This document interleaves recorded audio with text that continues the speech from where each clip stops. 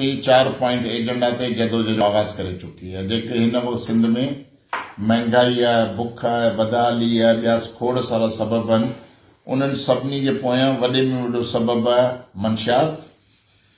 तालीमी school primary खां वठी यूनिवर्सिटी सित ताईं तालीम जी बर्बादी, ग़रीब मिसकिन माण्हू खे सरकारी अस्पतालुनि में सिहत जो इंतज़ाम ऐं सहूलियत न मिलणु, ऐं चौथों सिंध में जेको तरक़ियाती बजट जेका सॼी हुकूमत वटि अचे थी, जंहिंमें गली गटर जी नाली, बिजली जो बल्ब, रोड रस्ता पुलूं, इहे जेके बि डेवलपमेंट जा कम थियणा आहिनि उहे बजट सॼी हुकूमत खाई थी वञे। इन करे सिंध जे माण्हुनि जी ज़िंदगी बर्बाद थी पई आहे, न रोज़गार थो निकिरे उन्हनि मां, न ॿी का तरक़ी थी थिए।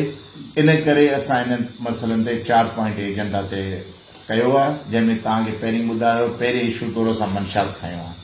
पहिरें महीने में मंशियात खणण जो मक़सदु इहो आहे त पहिरें मरहले में तव्हां पहिरीं 4, 5, 8, 10 जंहिं ज़िले टाउन में डिवीज़न में वॾा मंशियात फ़रोश हुजनि, तव्हां उन्हनि जूं लिस्टूं ठाहियो। जिन खे तव्हां सुञाणो अथव, हीउ वॾो डीलर आहे, पोइ हुनजा सब डीलर ही आहिनि, उहे लिस्टूं ठाहियो।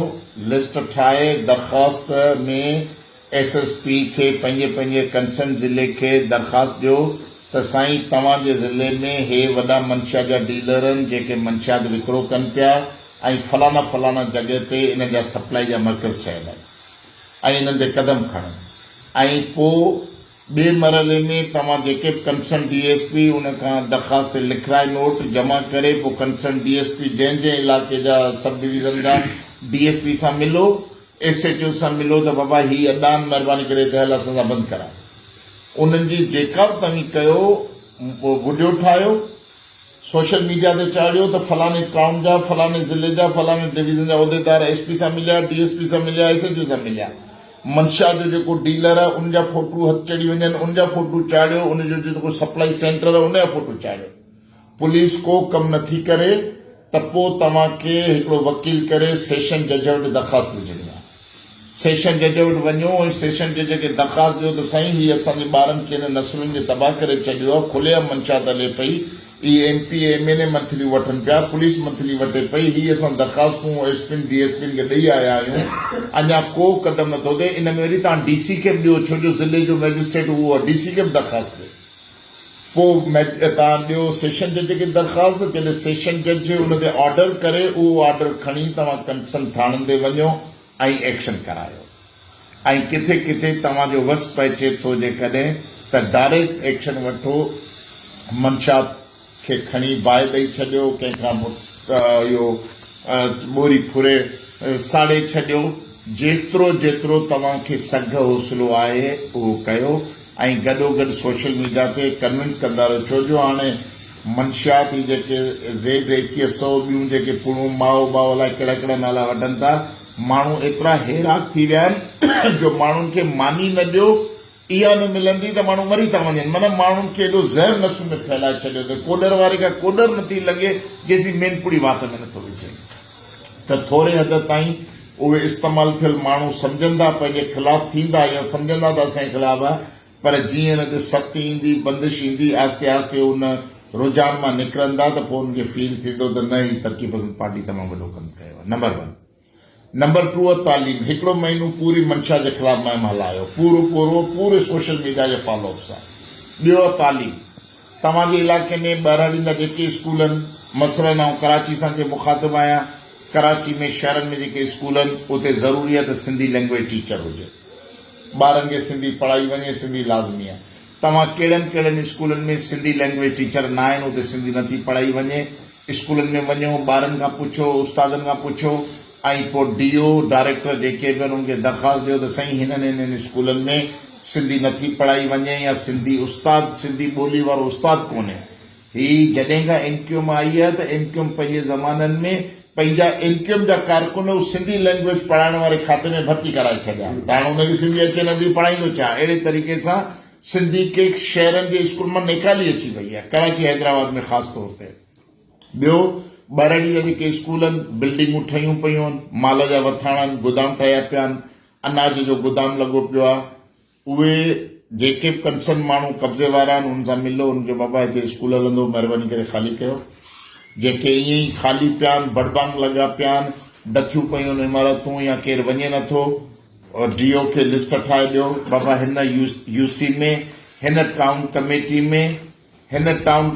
में हेतिरा स्कूल जेके आहिनि इहे ख़ाली पिया आहिनि, पढ़ाई नथी हले, महिरबानी करे हिननि स्कूलनि में तव्हां टीचर रखो, महिरबानी करे हिननि स्कूल में टीचर मोकिलियो। ऐं टीचर नथो मोकिलियो वञे, हफ़्तो 10 ॾींहं 15 ॾींहं डायरेक्टर ॾे वञो, ऐं पोइ 2 4 6 स्कूल चूंडे उते 20 25 50 कारकुन वठी कपिड़ा खणी ॿुआरा खणी वञी ॿुआरियूं हणी स्कूलनि खे साफ़ करे, कुआड़ियूं खणी झंड झड़ो वढे, ऐं पूरी सोशल मीडिया ते उहे टीम ठाहे उहे चाढ़ियो त बाबा तरक़ी पसंद पार्टी जा कारकुन जी गडाब टाउन में, अॼु मारून टाउन में, दरसाने चने में, मलीर में, कोरंजी में ही विया, ही स्कूल बंदि आहे, उनजी सफ़ाई कयूं, झंग झड़ो कटियूं। हाणे ही डीओ डायरेक्टर ॾे वञनि पिया त उन्हनि खे चऊं त हिते मास्टर मुक़ररु कयो ऐं ओड़े पाड़े जे ॻोठनि में वञिबो त बाबा पंहिंजा ॿार स्कूल मोकिलियो।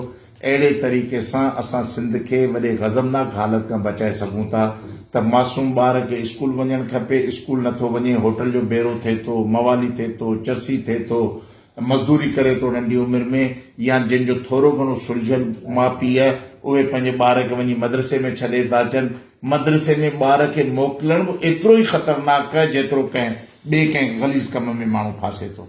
इन जे करे क़ुर शरीफ़ ॿार मदरसे में भले पढ़े, स्कूल में क़ुर जी तालीम भले वठे, पर ॿारनि जी जेका प्राइमरी बुनियादी तरबियत तालीम आहे, दरसी तदरीसी तालीम, इहा ॿार खे न मिलंदी त उहे नसुल अॻे तरक़ी न कंदा। असां सभु जॾहिं ही अञा वॾेरनि जा जागीरदारनि जा कब्ज़ा न हुआ त असीं मज़दूरनि जा ॿार, मोचिन राज़न वाडनि जा ॿार इन्हनि सरकारी स्कूल में पढ़ी डॉक्टर, इंजीनियर, DCSP थियासीं।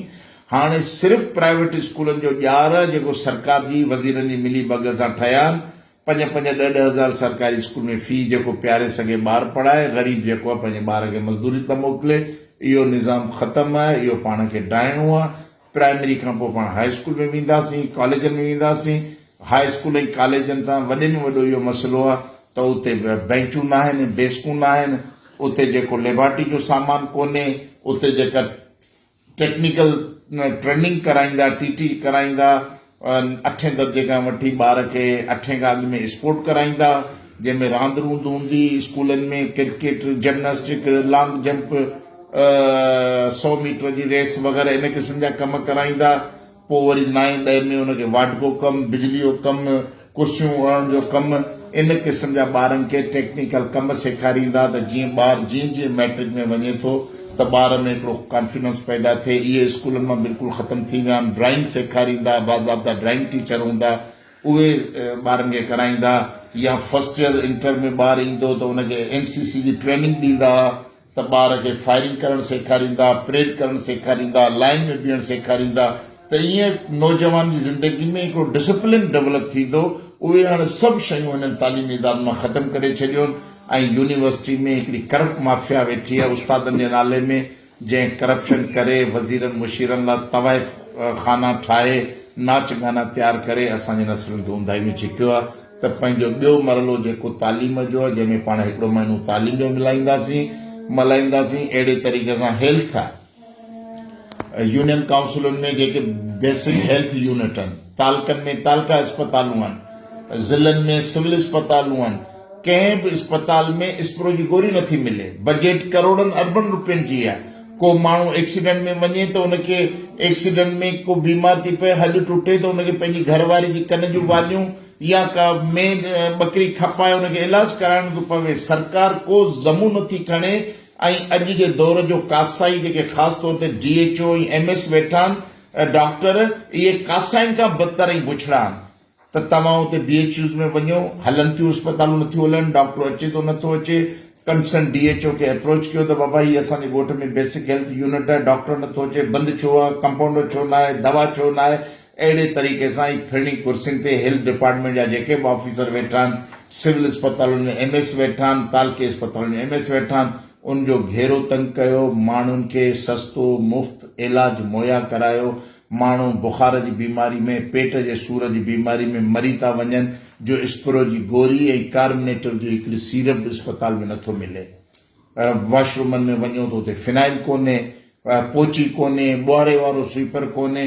त इन्हनि अस्पतालुनि में जी सूरत हाल खे बहितर करणु, जिते जिते BHU जीअं पाण चयोसीं त प्राइमरी स्कूलनि खे पाण दुरुस्त कंदासीं, ईअं नंढड़ा BHU पिया आहिनि, तव्हां वञी उते सफ़ाई कयो। तव्हां सफ़ाई करे DHO खे पकिड़े, डायरेक्टर खे पकिड़े, 2 कंपाउंडर वठी, हिकिड़ी नर्स वठी, हिकिड़ो स्वीपर वठी वञी उते बीहारे छॾियो।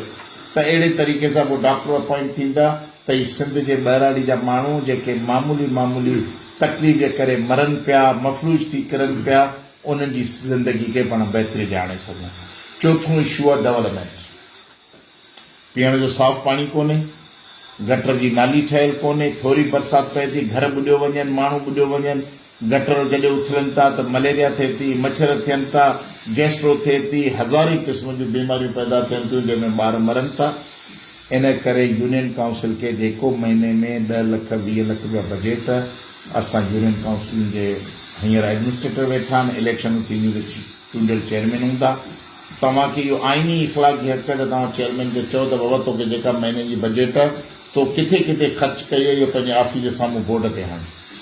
उहे तफ़सील लिखियल न हुजनि त उनखे घेरा कयो, उन्हनि जे ऑफिसुनि जे आॾो धरणा हणो, DO जे ऑफिस ते धरणा हणो, DHO ऐं डायरेक्टर्स MSD अस्पतालुनि ते धरणा हणी 50-100 कारकुन वेही रहंदा। अहिड़े तरीक़े सां उन्हनि जो जेका अयाशी वारी ज़िंदगी ऐं करप्शन वारी ज़िंदगी उनखे ज़हर बनाइणो आहे।